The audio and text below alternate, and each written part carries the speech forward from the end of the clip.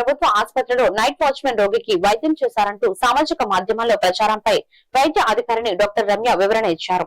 మార్చి 15న ఓపెచర్ల సమీపంలో జరిగిన రోడ్డు ప్రమాదంలో ఇద్దరు గాయపడి 108 ద్వారా ఆసుపత్రికి తీసుకురాగా మరో డాక్టర్ లక్ష్మీ మౌనిక మరియు స్టాఫ్ నర్స్ వెంకయ్యమ్మ తలకు తీవ్రంగా గాయమైన పేషెంట్ కు లోపల వైద్యం చేస్తూ ఉండగా మరో వ్యక్తికి కాలికి గాయమయ్యి రక్తస్రావం జరుగుతుండగా దూది పెట్టి రక్తస్రావాన్ని కాకుండా దూదిని పెట్టమని చెప్పామన్నారు. నైట్ వాచ్మెన్ ఎటువంటి వైద్య సేవలు చేయలేదని వివరించారు.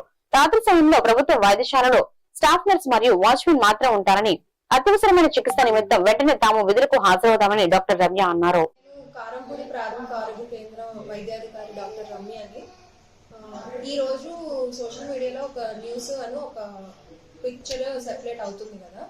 అది జనరల్ గా ఏంటంటే 15 మార్చి 2026 తీసిన పిక్చర్.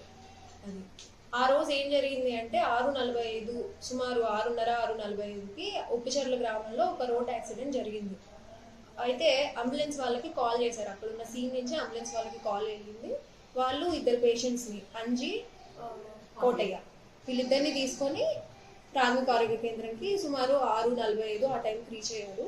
ఇక్కడ ఒకరికేమో హెడ్ ఇంజురీ జరిగింది, తలకి బాగా బలమైన గాయమయ్యి బ్లీడింగ్ అవుతూ ఉండింది.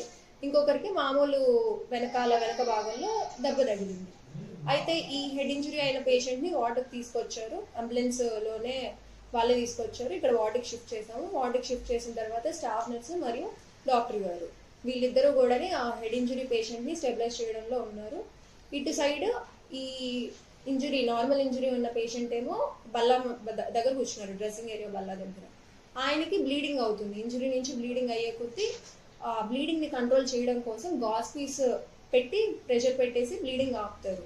సో దాన్ని ఈవినింగ్ డ్యూటీలో కేవలం ఉండేది స్టాఫ్ నర్స్ మరియు వాచ్మెన్ అంతే. ఏ పిహెచ్సిలో అయినా కూడా 4 గంటల తర్వాత ఉండేది స్టాఫ్ నర్స్, వాళ్ళకి సపోర్ట్గా వాచ్మెన్ ఉంటారు.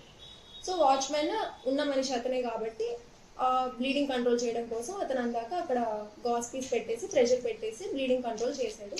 ఆ తర్వాత ఈ హెడ్ ఇంజురీ పేషెంట్ స్టెబిలైజ్ అయిన తర్వాత డాక్టర్ గారు మరియు స్టాఫ్ నర్స్ ఇద్దరు వెళ్ళేసి ఆ పేషెంట్ని ట్రీట్మెంట్ ఇచ్చారు. ఇద్దరిని కూడా మళ్ళీ అంబులెన్స్లో వేరే పెద్ద హాస్పిటల్ అంటే ఏరియా హాస్పిటల్ నర్సరావుపేటకి షిఫ్ట్ చేస్తాము అంటే ఇద్దరి కోసం కూడా 2 కాల్స్ వెళ్ళాయి సపరేట్గా. ఇతను ఈ హెడ్ ఇంజురీ పేషెంట్ నర్సరావుపేటకి షిఫ్ట్ చేశాడు. ఈ 108 అంబులెన్స్ కారంపూడి 108 అంబులెన్స్లోనే సుమారు 7:30-7:45కి ఆ టైంకి కాల్ చేసేసి నర్సరావుపేటకి షిఫ్ట్ చేయడం జరిగింది. ఇంకొక అతను మిర్యాలగూడ నుంచి వచ్చారు. సో అతను మేము మా సైడ్ వెళ్ళిపోతాము, మా సైడ్ హాస్పిటల్ మేము ట్రీట్ చేసుకుంటాము అనేసరికి మేము వాళ్ళ ఓన్ వెహికల్లోనే వెళ్ళిపోతాం అన్నారు.